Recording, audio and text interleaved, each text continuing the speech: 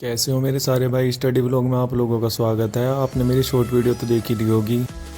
भाई नहा धो के तैयार हो गए हम जिम से आने के बाद। अब अपनी फर्स्ट मील लेंगे, 5 अंडे और ये एक ओट्स का पैकेट है। ठीक है भाई, जल्दी से खा के निकलते हैं लाइब्रेरी के लिए। भाई फर्स्ट मील लेने के बाद निकल चुका हूँ लाइब्रेरी के लिए। धूप हो रही है, जल्दी जल्दी चलते हैं। ठीक है भाई। लाइब्रेरी पहुंचने के बाद आज हमने शुरुआत करी निःशुल्क वैधानिक सहायता से। लोक अदालतों का निर्माण नालसा के द्वारा हुआ है, परंतु लोक अदालतों में सिविल मामले की सुनवाई होती है, परंतु आपराधिक मामलों में भी नालसा के द्वारा निःशुल्क एवं वैधानिक सहायता प्रदान की जा रही है। इसके बाद हमने पढ़ा ग्रामीण जनता तक न्याय की पहुंच या ग्राम न्यायालय। संसदीय विधि के द्वारा वर्ष 2008 में आम जनता को उनके दरवाजे तक न्याय प्रदान करने के लिए ग्राम न्यायालयों का गठन किया गया है, जिसे लोकप्रिय भाषा में मोबाइल कोर्ट भी कहा जाता है। इसके अंतर्गत सिविल और आपराधिक मामले दोनों आते हैं कि लोक अदालतों में सिर्फ सिविल मामले की सुनवाई की जाती है। फिर पढ़ा हमने अखिल भारतीय न्यायिक सेवाएं। न्यायिक सुधार के लिए अखिल भारतीय न्यायिक सेवाओं के निर्माण का प्रस्ताव किया गया और अखिल भारतीय न्यायिक सेवाओं की नियुक्ति जनपद न्यायालय में होगी। इसके बाद हमने शुरू करा पंचायती राज। फिर हमने कुछ समितियां पढ़ी। गांधीवाद एवं गाँव केंद्रीकृत नंबर 2, बलवंत राय मेहता समिति नंबर 3, अशोक मेहता समिति। पंचायती राज के अंतर्गत 11वीं अनुसूची के द्वारा पंचायतों को 29 विषय प्रदान किए गए हैं। यहाँ हुआ हमारा पॉलिटिकल सेशन कंप्लीट। चलते हैं हिस्ट्री की तरफ।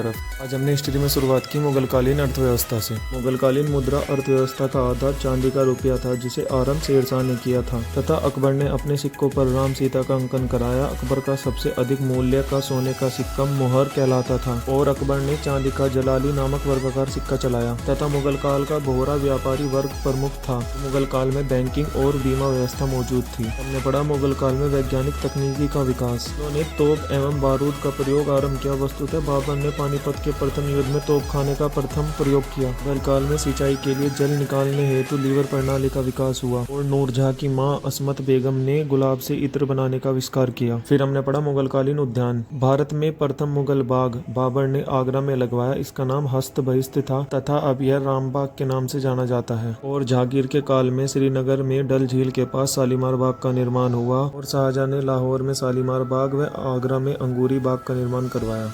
यहाँ हुआ हमारा हिस्ट्री का सेशन कंप्लीट। इस सेशन के बाद मैंने लिया 10 मिनट का ब्रेक। तो आज मैं घर नहीं गया था, तो मैंने अपने ड्रीम कप में कॉफ़ी पी।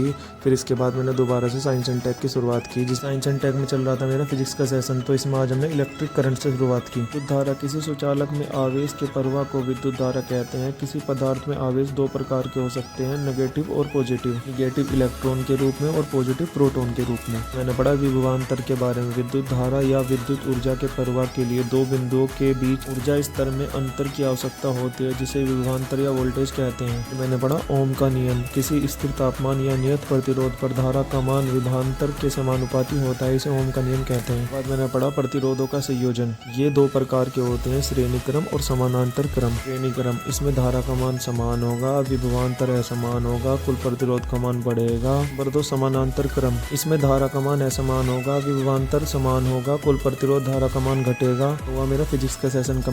करते हैं करंट अफेयर शुरू।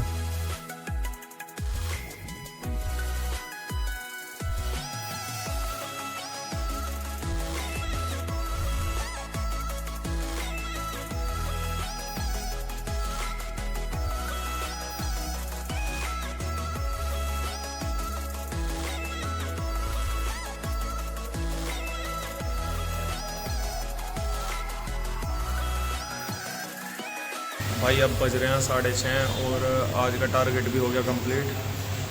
ठीक है, अब घर जाके वो 2 घंटे एक्स्ट्रा वाला भी पूरा करेंगे। ठीक है भाई, चलते हैं। भाई लाइब्रेरी से आने के बाद मैं अपना 1 घंटा सो गया था और फिर अब ये नाइट मील लेके फ्री हो गया। कल हम अपनी योजना वाली बुक में पहुंच गए थे 103वें पेज नंबर पे, और आज करेंगे 104 से शुरुआत। ठीक है भाई, करते हैं स्टार्ट।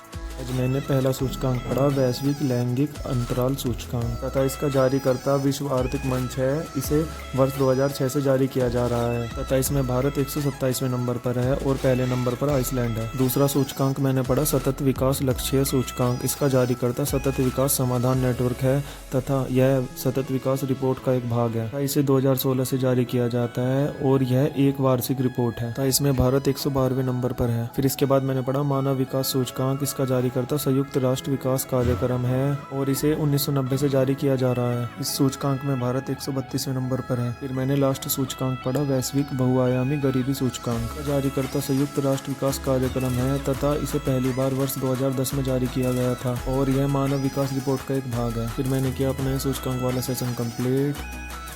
भाई बज चुके हैं अब 11:30 और आज हम पहुंच गए इसमें 114वें पेज नंबर पे। कल से 115 से पढ़ना स्टार्ट करेंगे, यहाँ से स्टार्ट करेंगे कल हम। ठीक है भाई, मिलते हैं नेक्स्ट व्लॉग में।